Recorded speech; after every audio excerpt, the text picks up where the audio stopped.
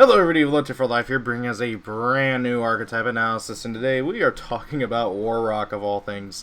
I really want to talk about this deck and get it off my chest so that I can follow this up with an archetype overhaul, because yo howdy does this deck need an overhaul, which is really pathetic because this is the most recent TCG exclusive archetype.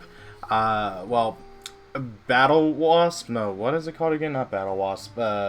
Bee Soldier, I think is what it's called, is the new one, and that deck actually looks good, provided Konami actually gives it more support after the first wave, unlike Mutants, which they only gave one wave of support to, and then we switched to Warrock, because Konami thought that was a good idea. It wasn't. So, let's go ahead and talk about what Warrock are, and then I will complain later about how annoyingly bad this deck is. So, Warrock is Unga Bunga to the max. It is completely and totally battle-focused with attack-gaining effects and very little else. Every single monster in the archetype has some sort of attack buffing effect, but the attack buffing is so incredibly small that it doesn't really matter unless you get multiple monsters out who are multiple times attack buffing everybody. In which case, you get like maybe 400 to 600 more attack buff, which is not horrible considering the deck is already rather beefy, with their weakest monster being 1800 attack, if I remember correctly. Actually, no, I think it's 1700. Anyways, this deck, it's so battle-focused that there's really not much else going on. There's no negation. Well, there is some slight negation, but it's not the greatest, and their cards feel like they're straight out of 2006. Like, to be really honest, this feels like one of the... This deck would have been right at home back when archetypes are first really made into a thing, and it just doesn't work in modern Yu-Gi-Oh! Another interesting thing about it is that all the level 4s do float when they are destroyed by an opponent's card effect, which is an important part of the archetype, but at the same time, your opponent's going to play around that and just not care. So, yeah, good luck with that. Let's go ahead and just get on with this. First and foremost, we got Warrock Fortia, level 4, 1700 attack, 1700 defense. And if your Earth Warrior monster battles, after damage calculation, you can add one Warrock card from your deck to your hand, except a copy of Fortia. Then all Warrock monsters you control gain 200 attack until the end of your opponent's turn. If this card is sent from your opponent's monster zone to your graveyard, from your monster zone to your graveyard by an opponent's card effect, you can spell summon one level 5 or higher Warrock monster from your hand or deck. You can only use each effect of Fortia once per turn. So, as I said, every single level 4 has a secondary effect where if they're sent to the graveyard by an opponent's card effect, doesn't matter if they get destroyed or sent there by something else or whatever, they trigger and they get to spell summon a level 5 or higher dude from your hand or deck, which is cool. Unfortunately, with the exception of one of their boss monsters, that's the only way to really cheese out their big bosses, other than the field spell, which it's not particularly great. They don't have a lot of swarming or special summoning effects. The attack buff on this thing is very minuscule. As I said before, typically speaking, the attack buffs on these monsters is not enough to be able to really warrant it. It's 200 attack, okay? Fortia and every other monster, with the exception of like one, buffs the attack of your Warlocks by 200. 200. That's not enough to really get over anything. That makes Fortia a 1900, and that's after he attacks, provided you attack with somebody else. Or, after you attack with somebody else and you trigger his effective search, and then you get the attack buff, then Fortia can punch over something because he'll be 1900. And then whatever you attacked with the first time will be whatever attack power, but oh hey, it's already attacked, so that doesn't matter. That, and also, let's just talk about that search effect. So this is the searcher. This is the main searcher of the archetype. You can search out any Warrock card, which is really, really, really important because you can search out the spells and traps. The field spell, which is arguably, actually no, it's flat out the best card in the archetype, can only search out monsters. And Fortia can search out everything else, but only after he or another one of your Earth Warriors battles. And that is the biggest problem here. This thing should be a Stratos. On summon, search a Warrock card. End of story. Then give him something else to be able to attack. Buff everybody after attacking or something. I don't care. The search effect is arguably the most important part of a archetype nowadays. And this thing doesn't do it right off the bat. It's something you gotta wait for. If you go first, which is horrible for Warrock. Warrock are a go second only archetype. You do not go first with this deck. If you go first, you have no way of searching out your cards other than the field spell or Rhoda. That is it. End of story. And it sucks. Fordia, yes, he can trigger on either player's turn because, oh, hey, your opponent runs over your big boss, search. Cool. You just lost your big boss, though, and more than likely they're going to run over Fordia next, so you're not going to get another search. It does suck. Now, granted, if this thing was not a once per turn effect to search, this would be amazing. I would be all over it. It'd be really awesome. But no, they gimped it with that annoying once per turn clause. If this was not once per turn searching, this thing would actually be really good. Like, holy crap. For a battle-focused archetype, after you run over everything, you get a search, you get a search, you get a search, you get a search. That could actually make this deck actually somewhat interesting and maybe worth playing. But no, it's a once per turn effect. That being said, you still need to play 3 because Warrock don't have anything better to choose from. Moving on, we got Warrock Wento, who is adorable. I love her card art, I love her design. She reminds me a lot of Subterror Nemesis Archer. And that's about all she's got going for her, because as soon as a better Warrock card is released, she's getting shoved out of the archetype. Okay, so what does she do? She's a level 4 Earth Warrior, effect monster, and 1800 attack, 1800 defense, cool. If your Earth Warrior monster battles an opponent's monster, during damage calculation, quick effect, you can pay 800 life points. Your battling monster gains 800 attack until the end of this turn. If this card is sent from yada yada, has the same floating effect. By the way, the effect to boost one of your dudes by 800 is a once per turn.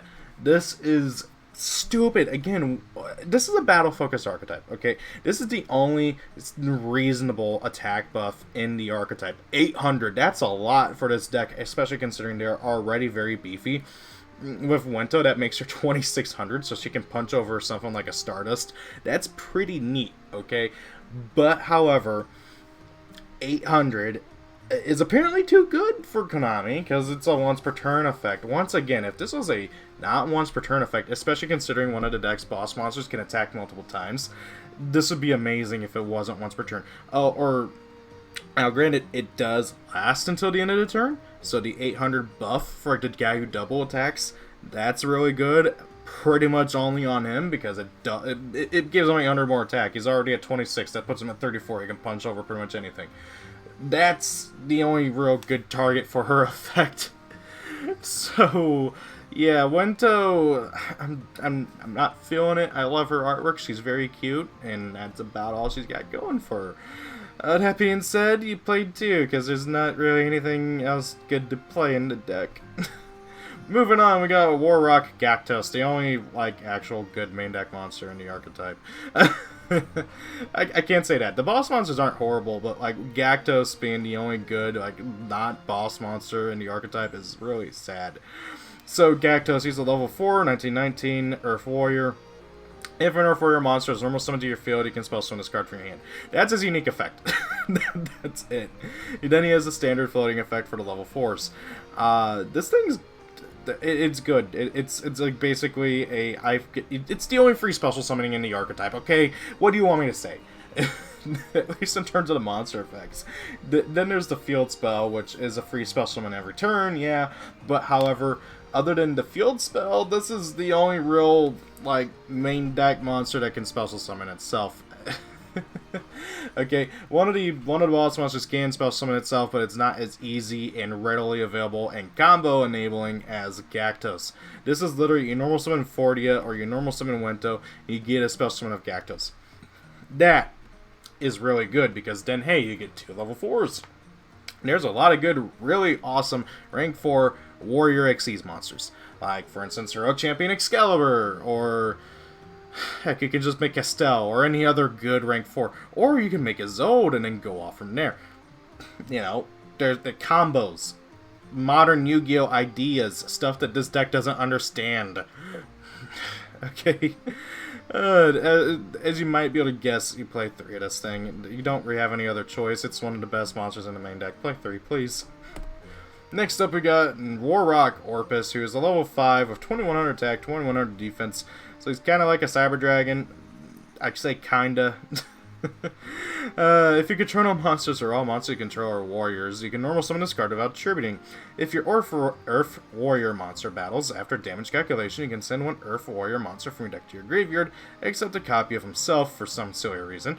Then all War Rock monsters you currently control gain 200 attack until the end of your opponent's turn.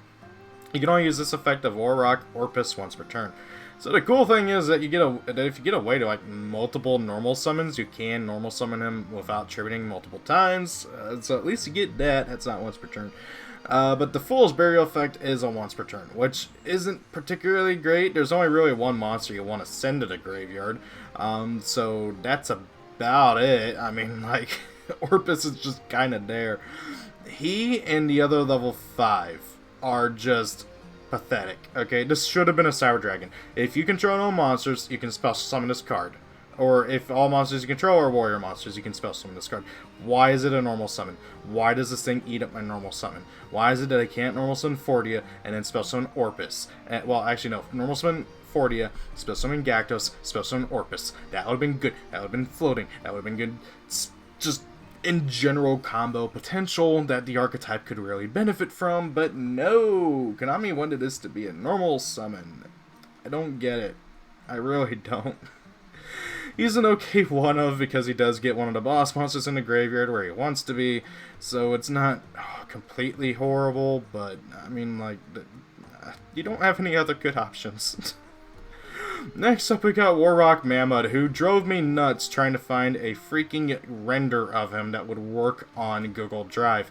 Google Drive, for those who don't know, has this weird thing where certain file types don't work on the PowerPoint. So therefore, I'm not joking you, every single freaking render of Mammoth would not work. It would not it just was not compatible until I found this one with a giant wonderful watermark on it.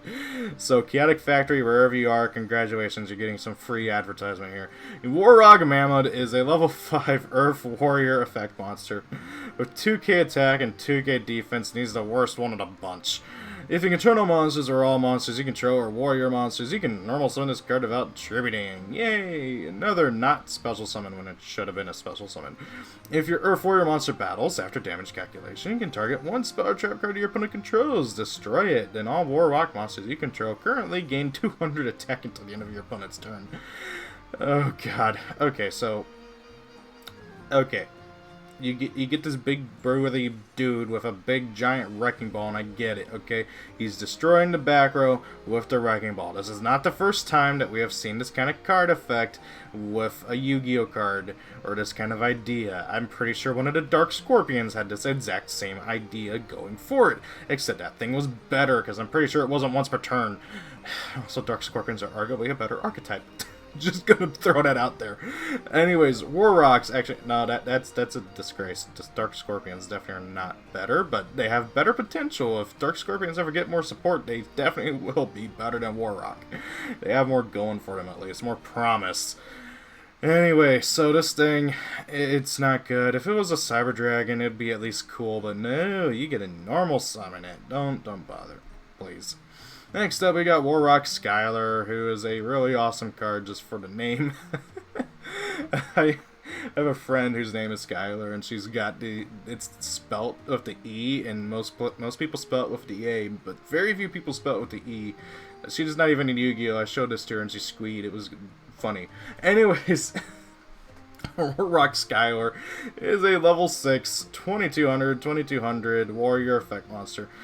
Gains 100 attack for each monster your opponent controls during a battle phase in which your Earth Warrior monster battles. As a quick effect, you can target one level 5 or lower warrior monster in your graveyard, special summon it.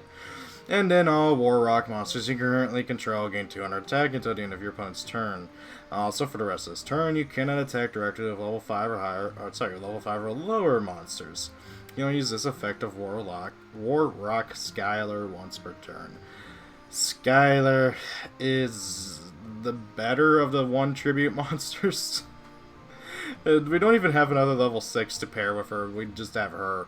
And she doesn't even have, like, the free tribute summon effect. No. You gotta normal summon her with a tribute if you want her on the field. Or just cheese her out with the field spell, which is the better option. That being said, Skylar is actually the best of the 1 tribute monsters, which isn't saying much. She gets beefy relatively quick, getting a max of if your opponent has both extra attack monster zones and every single monster zone filled, 700 more attack, making her 29. But at that point, I'm very hopeful. You might as well just have quit at that point if they have all 7 zones filled up. That's an extra link, my dude. Not good. And then it does have the effect to spell summon a dude from your graveyard, which is really nice. So you can bring out any of your level 5 or lower warriors, which I like it how it's not locked into War Rock. So if like you happen to have like a Goblinberg or something in the graveyard, which isn't horrible for the deck, you can bring that back for whatever reason. Or you can bring back Fordia and then attack with Skylar and get a search of Fordia, because it doesn't negate his effect, it just makes it to where you can't attack with the level 5 or lowers. This isn't a horrible card, I just wish it had a way to inherently special summon itself, or even just a no tribute effect. Like, come on, why give that to the level 5s but not the level 6? It seems silly, I don't know. Now then, we got one of the 2 boss monsters. Orok Bashilios. Normally I put the lower attack one first, because Meteorogon is the lower attack one, but Bashilios is the worst one. Meteorogon is actually a good boss monster. So I'm saving him for last. Gotta save the best for last. Warrock Bashilios is a level 8. Yeah, 8. Double checking my counting here. Warrior effect monster, 27 attack, 27 defense. During a battle phase in which your Earth Warrior monster battles, as a quick effect, you can activate this effect. This card can attack directly this turn. Also, all Warrior monsters, Warrock, monsters you can control gain 200 attack until the end of your opponent's turn. While this card is in your hand or graveyard, when your Earth Warrior monster is destroyed by battle, you can spell summon this card, but banish it when it leaves the field. You can only use each effect of Warrock Bashilios once per turn. Okay, so Bashilios is an interesting card.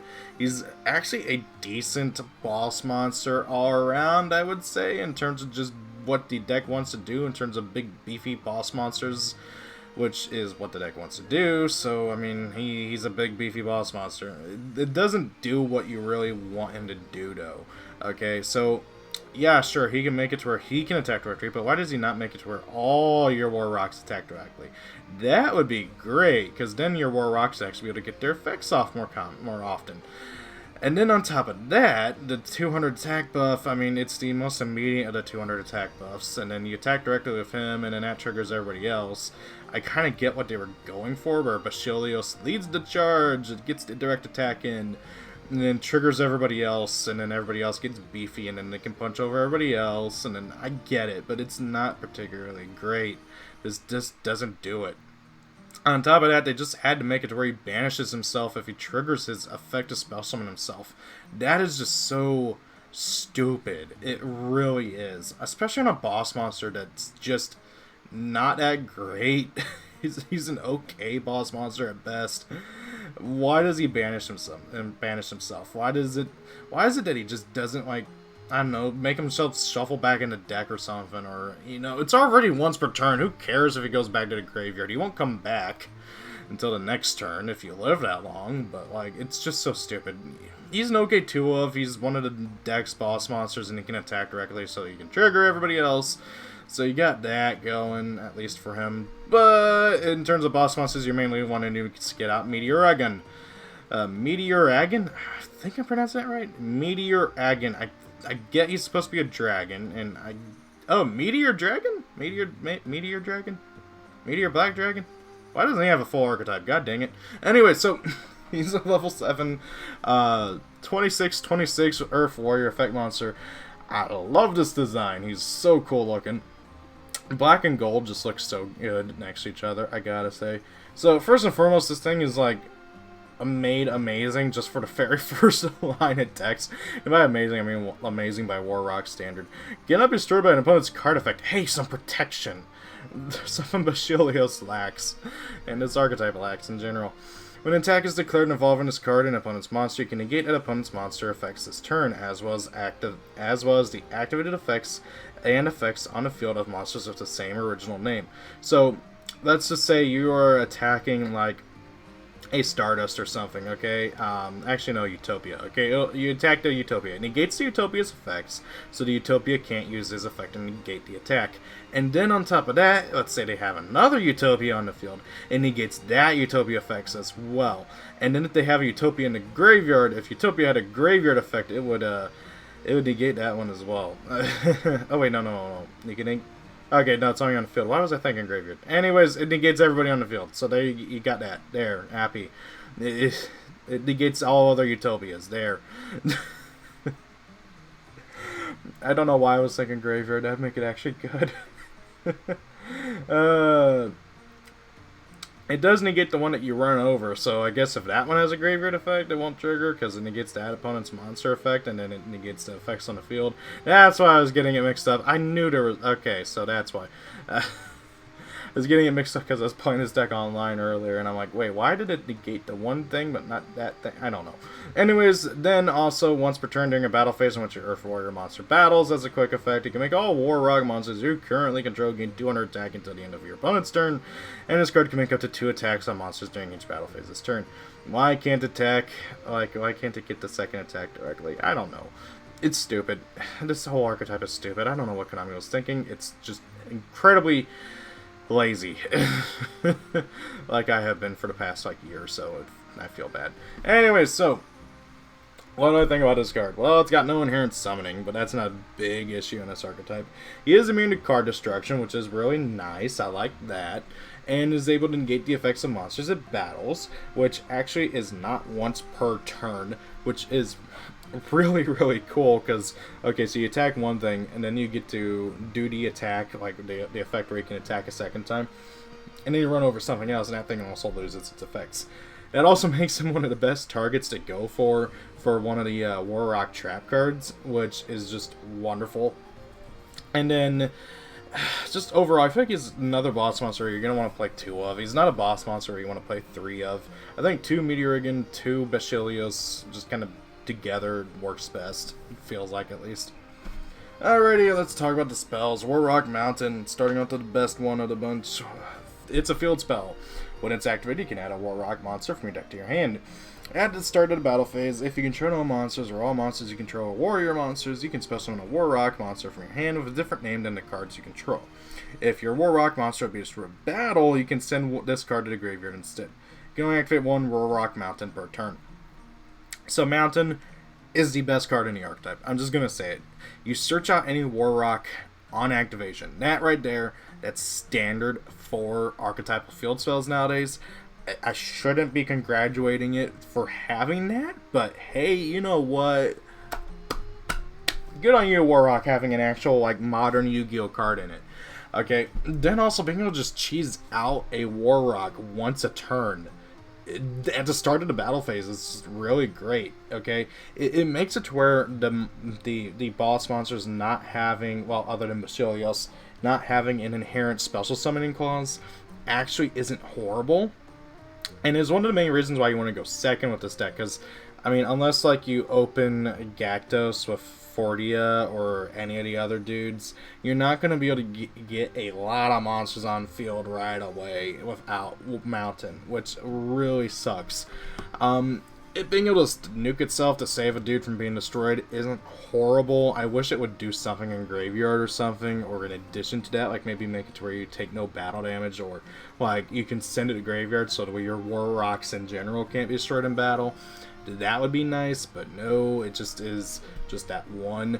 And granted, that does open up your field spell zone to activate another one, and you don't have to feel bad for just, you know, replacing the field spell for another one. Granted, no one really cares, so I don't know. Anyways, Mountain's a pretty good field spell. It's at standard for modern Yu-Gi-Oh! That's all I gotta say. Next up, we got War Rock ORDEAL, which is basically a reverse supply squad. This card is interesting, and I like it personally, but I can see why people don't like it. So it's a continuous spell card, and you can only control one of it, which is annoying for one thing. When this card is activated, place 3 counters on it. When your War Rock monster destroys an opponent's monster by battle and sends it to their graveyard, you can remove 1 counter from this card, and if you do, draw 1 card. If the last counter has been removed by this effect, send this card to the graveyard. Now the cool thing with this is that this is a not once per turn effect. So if you do get out 3 War Rocks in a turn and they each run over a monster in battle, you do get 3 draws. That's really, really, really handy. The only downside to this, really, is that if you're going first, it's a dead draw. It doesn't do anything going first, so you just got to keep it in your hand and hope you don't get OTK'd going next. And I really wish I had some other effect. Like, if it had a graveyard effect, like Banish itself and add a War Rock from your graveyard to your hand, that'd be nice, but no, it doesn't do anything. It's just, it's a reverse supply squad. Instead of you getting a draw when a dude you control is destroyed, it gets you a draw whenever you destroy a dude. Oh my god, it just dawned on me. Is Fordia like a younger... It kind of looks like Meteor again, and then he's killing a dragon here, and did he go Monster Hunter on that thing and make armor out of it? I don't know. It just looks interesting, familiar. I have no idea who this is, by the way, and considering that the wiki has put 0 effort in the War Rocks on there, they haven't even put any trivia or anything on there. It's just funny. No one cares about this archetype. But this video is not going to get any views either. It's going to get buried by the algorithm, and no one's going to care about War Rocks. So I can say whatever I want here. No one will know. I wasn't going to make a joke about that. I was just saying that. Anyways, moving on. War Rock Spirit. It's a quick play spell card. During the battle phase, target a War Rock monster. Oh, I forgot to mention. Ordeal, I'd recommend playing 2 if you want to play it. It's very dead drawy if you play 3. But I can totally see why some people don't play 0 of it. Nobody plays Supply Squad anyways, so I can see why nobody won't play Ordeal either. But if you do want to play it, I don't recommend any more than 2. Now then, Spirit is a interesting card. It's a quick play spell card, and it's basically a quick play monster reborn. And it does different things based on the position of the monster you summon it in. So, during the battle phase, target a War Rock in your graveyard, then activate one of these effects. Spell summon that target in attack position, but for the rest of the turn, its effects are negated, also cannot attack directly. So you basically get to get your dude out with attack, and it can't attack directly, and I guess it's more for triggering your other guys whenever you're going on the offensive.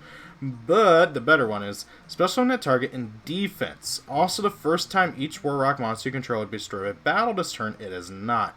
So Spirit's secondary effect, the defensive one, the one that you'd probably want to use whenever your opponent's attacking you, although you can use it during your turn to get off your effects without like losing your monsters, is actually really cool. Like, for one thing, okay, so like for instance, okay, let's say you have Myfigurecollection out, and then you have, I don't know, Wento, and you have a Fordia in your graveyard. You can activate this card, and then bring back the Fordia, and then attack with Wento, triggering Fordia's effect to search, and then triggering Myfigurecollection's effect to be able to double attack, and then attack with Myfigurecollection to get the attack buff from Wento, and the attack buff from Fordia, and then you get the double attack from Myfigurecollection.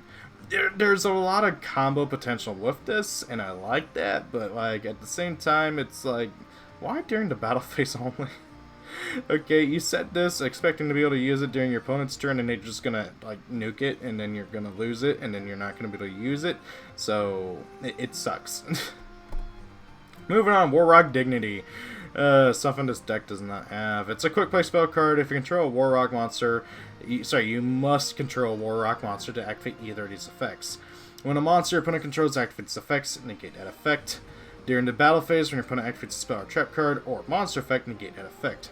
Going to activate 1 War Rock Dignity once per turn. This is the archetypal negation card. That's all it does. This doesn't have anything else. That's it.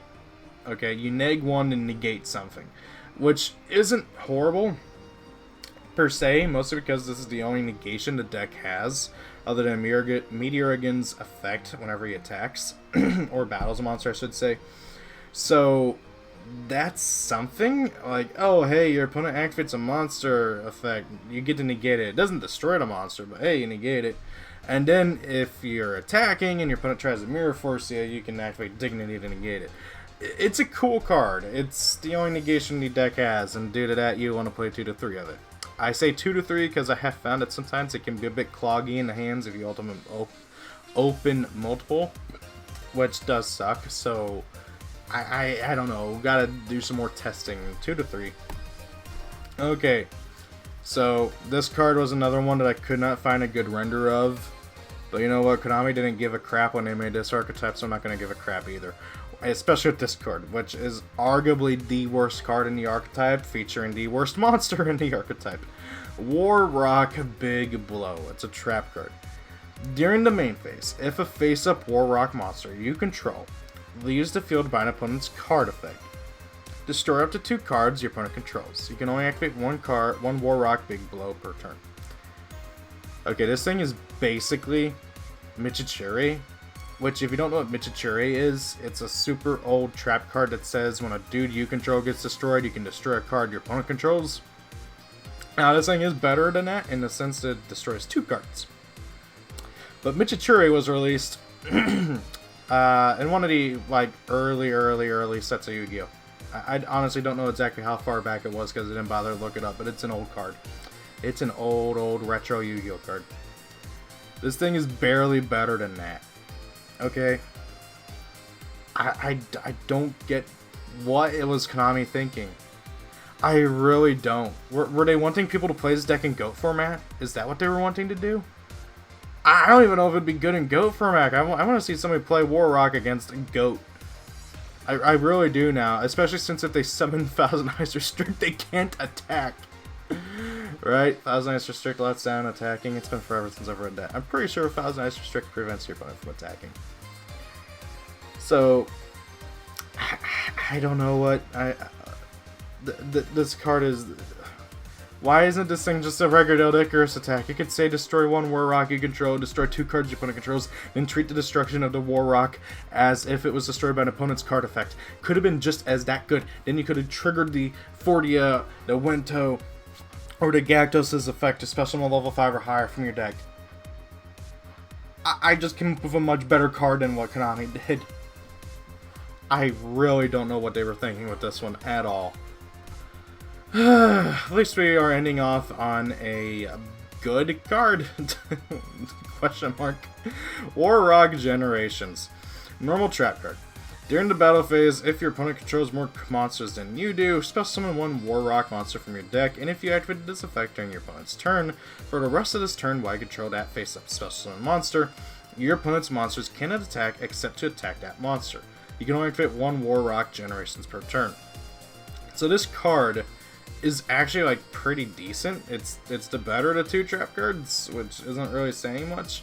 But however, the big thing is that you're gonna be outnumbered a lot with this deck.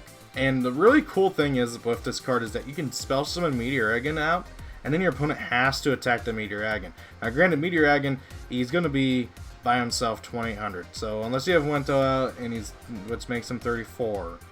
I mean, at that point, that's the better clause, really.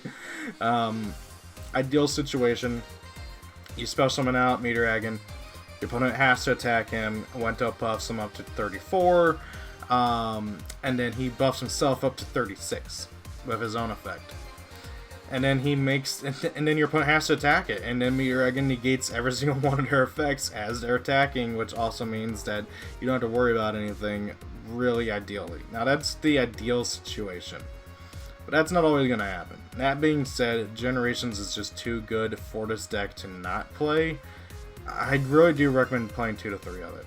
I've been testing out 2 and it's been working good. I don't know how 3 would work, I gotta test that out, but 2's been working pretty good. Okay, so overall, what did I think? If I haven't made it clear, Konami messed this archetype up bad, okay? Which, it hurts, because I thought we were going to get more mutant more mutant stuff, and then they're like, no, we're going to do War Rock, and I'm like, oh, okay, what's War Rock about? Oh my god, it's horrible. Mutant was a really interesting archetype that has a lot of potential. And Konami scrapped it for this, which they are now scrapping for what came out, Meteoractor, or whatever the other archetype was before that, or after that. I don't even know if we got like a TCG exclusive archetype. I genuinely can't think of one. And now we're getting the B-Force, or whatever they're called. I don't remember. The B Soldier, which does look like a good archetype. Granted, knowing Konami, they're going to reset one wave, and then we're not going to get anything again, which would be really annoying, because they seem to want to support crap and then only give one wave of support for a actually like good archetype. The idea of this archetype is interesting, but it really does not reach its potential. This is a deck that wants to be a battle-focused archetype, okay?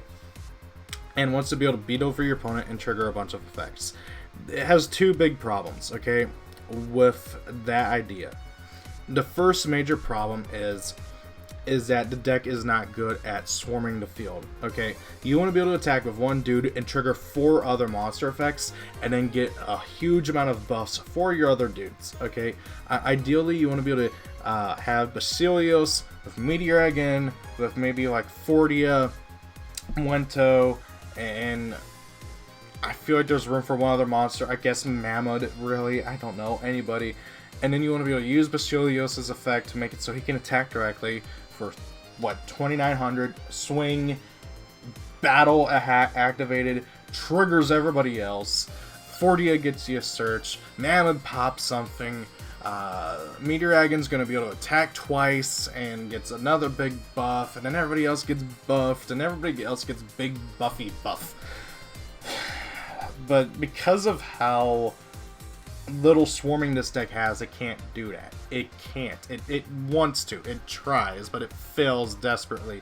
It's like watching a horror movie where the main character is running away from like the Grim Reaper or something, and you trip, and the main character keeps tripping on a rock, and the Grim Reaper just gets closer and closer and closer. The Grim Reaper in this scenario, by the way, is your opponent, and they're charging at you on like a motorbike, and you're trying to run with this deck, and you just keep tripping on everything. It sucks. It is that genuinely bad and frustrating to play. Moreover, these kinds of battle archetype decks are only really particularly good, quotation marks, when they try to OTK. Okay, this deck cannot OTK. In fact, some of the cards actively try to go against the OTK, like for instance Spirit or Skylar, who makes it to where your level 5 or lowers can't attack directly. So you can't even OTK with this archetype, okay? If you want to play an Unga Bunga deck like this, go play Mathmech, go play Cubic, go play Cyber Dragon, go play any other deck that can actually OTK in one turn and win you the game on a consistent basis. There's better archetypes that are all battle focused in this deck, and it's just aggravating because this deck is the most recent of them all. There's just nothing to this deck. I don't know what Konami was trying with this. I don't know what they were trying to say or what they were aiming for with it. But this is the most pathetic archetype I have ever seen. Mainly because of when it was released. Okay?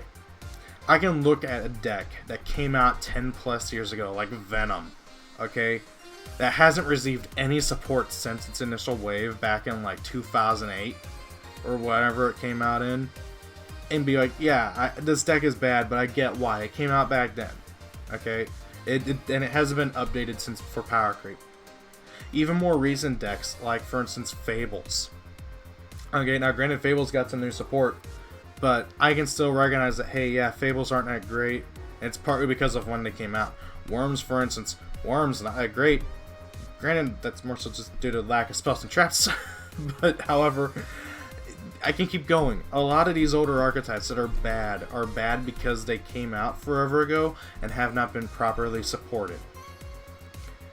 This deck is the most recent, like, battle-focused archetype, and it is just absolute garbage. It doesn't do anything that a modern Yu-Gi-Oh deck wants. This feels like it came out from a time capsule from 2006. It's pathetic. It's sad, and I feel real bad. Okay, I go by low tier for life on here for a reason, because I like to play low tier decks. And with a deck like this, I normally go, hey, what can I do to make this deck a fun, playable archetype? To where I can have fun with it and maybe even do well with it in a tournament. And I'll be honest, in Modern Yu-Gi-Oh! I have not been able to actually do well in a tournament in ages due to how the game has progressed with rogue decks being pushed further and further out, and especially with my locals being totally like nothing but meta stuff. If you tried to play Warrock, even in the most casual, competitive sense, you'd be laughed out of there. I doubt you'd be able to get a single win. I'd be very surprised if you would be able to. Very, very surprised. I honestly do not know what Konami was thinking with this archetype. It's aggravating. Here is my preliminary list of an attempt to make Warrock playable. I have been messing around with this for quite a while. I'd say for about a few weeks now, playtesting. And it's okay. So, we got 2 Basileos, because Basileos is a boss monster, and same thing with Meteoricon. 1 Skylar, 1 Orphis, Skylar for comboing, and Orphis because he can get Basileos in the graveyard, so it's just dumping him and getting him in the graveyard easier. 3 Gactos, 2 Wento, and 3 Fordia because there are only level 4 options. 2 Goblinberg because he's a combo enabler. 2 Ash, 2 Ogre for hand traps. You can switch this out for whatever hand trap you want. I'm trying to go for the most generic hand traps I can for playing online. If you want to play this at your locals or something, I'd probably switch out Ash for the... Oh, what was it called again? The one that like can negate a card in the graveyard. Ghost Bell and Haunted Mansion. Because Ghost Bell is just like really, really good this format, thanks to Drytron and Tri-Brigade and all that fun stuff. 1 Rhoda, because half your archetype's searchable by it. Good old Terraforming to get out the field spell. Monster Reborn, because the archetypal one's not particularly great. 2 Twin Twister, you can also use Galaxy Cyclone, MST, whatever backer removal you want. This deck loses to Mystic Mine even harder than other archetypes do, so you kind of need to get rid of it. 2 Dignity, again, I feel like 3 Clogs a bit too much, so I've been going with 2. Same thing with 2 Spirit, I found it Clogs at 3, so I'm going with 2. Then 2 Ordeal, again, you don't have to play Ordeal, it's totally down to preference. I've been liking it though, getting that draws really helps out with this archetype, and it needs all the support it can get. And then I am playing the Isoldes down here, so I got 4 usable, quotation mark, usable equip spells. On that note, this one here, Mortislog, has actually won me some games. So, Mortislog, you can only equip it to a monster that was normal summoned. And basically, if I remember right, it can't be disturbed by card effects. But, however, the bigger thing is that whenever it battles an opponent's monster, it drops that monster by its attack, by its like defense, or like drops it by something. I can't remember exactly what, but it drops the monster in half. It basically makes it to where you can equip it onto Fordia and then be able to run over big things and be able to get his effect off the search. It's just been super, super handy. Same thing with Moonmirror's Shield, being able to just equip onto any of these guys and buff up their attack power so they can always run over something. Divine Sword, Phoenix Blade, it's kind of self-explanatory, it's recurable resources. Living Fossil, another monster born, it's just another good equip spell. 3 Mounting, because it's the best card. And then 2 Generations, because it's the best trap, and it's like actually really good for this archetype, being able to get out Meteoricon and then be able to cheese that thing. For the extra deck, this is like a pretty open extra deck. You really don't go into it much because so much of the archetype locks you into Warriors. Like, you don't get Mountains effect to spell summon unless you only got Warriors on field. But Mrs. Radiant's pretty cool for the extra attack buff, helps you get over big things, which you need for this archetype. 2 is old, kind of self-explanatory, they're all Warriors. 1 Asa, 1 Phoenix, 1 Unicorn, 1 Axis Good Talker, 1 Borrowload. This girl, I forgot her name, it's something Knight Emperor, something, I can't remember, it's just a really cool Link 5. That can like use your opponent's monster to Link summon it. Abyss Dweller, Daigusto Emerald, Castell, standard like rank 4 package. And that's it. Again, this is like my preliminary deck profile. If people are actually interested, I'll do a more in-depth one with duels and stuff later on, but this is my first video in a long while, guys. I'm sorry for the lack of uploads. It has been a crazy past few months, and things are really starting to look up for the future. If you haven't seen my community post, I did get a new job that is going to enable me to have more free time, theoretically, at least soon. I don't know exactly how things are going to go. We'll have to wait and see. I don't know how much free time realistically I'm going to have, but I'm going to hopefully have more than when I was working like 2 jobs at the same time. So anyways, leave your comments down below. This is more so me just trying to get back into the groove of things. It's been a long while since I've made any videos or any real attempts at making videos, so hope you guys enjoyed it. Rate, comment, and subscribe. Thank you all for watching. Have a great day. If it's your birthday, happy birthday, and see y'all later. Peace out. Thank you for watching the video. I hope you enjoyed it. If you did, please do consider rating, commenting, and subscribing. Sharing the video helps as well. If you especially really like it, please do consider being a channel member. Every little bit helps out. And hey, also why not check me out on my other social media pages. Thank you, and have a great day.